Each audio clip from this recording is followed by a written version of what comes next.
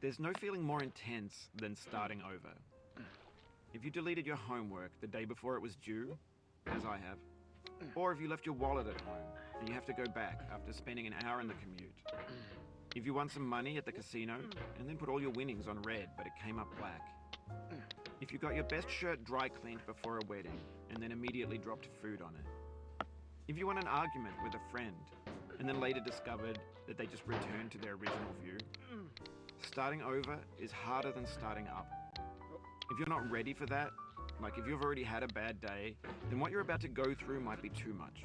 Feel free to go away and come back. I'll be here.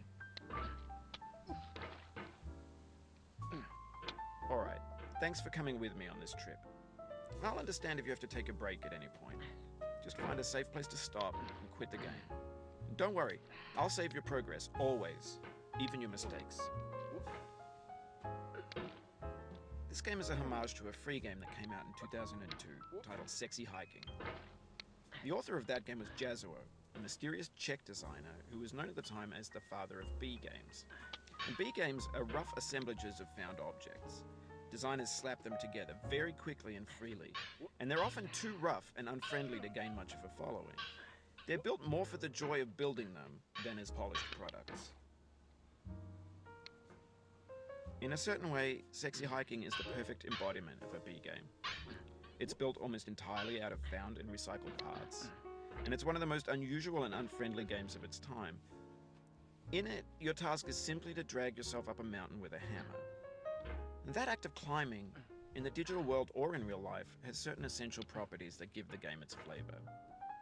No amount of forward progress is guaranteed.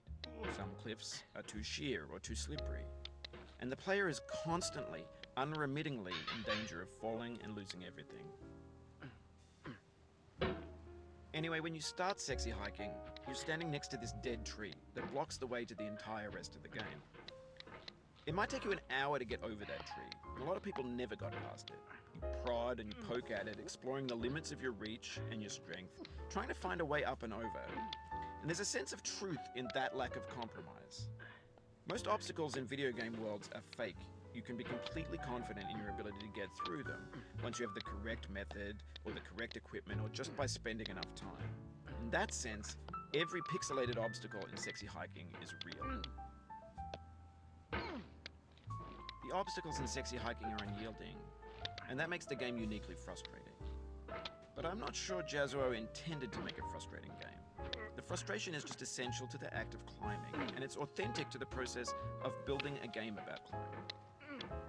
A funny thing happened to me as I was building this mountain. I'd have an idea for a new obstacle, and I'd build it, test it, and it would usually turn out to be unreasonably hard. But I couldn't bring myself to make it easier. It already felt like my inability to get past the new obstacle was my fault, as a player rather than as a builder.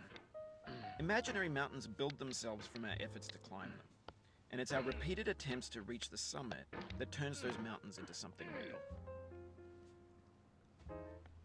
When you're building a video game world, you're building with ideas, and that can be like working with quickset cement. You mold your ideas into a certain shape that can be played with, and in the process of playing with them, they begin to harden and set until they're immutable, like rock. And at that point, you can't change the world. Not without breaking it into pieces and starting fresh with new ideas.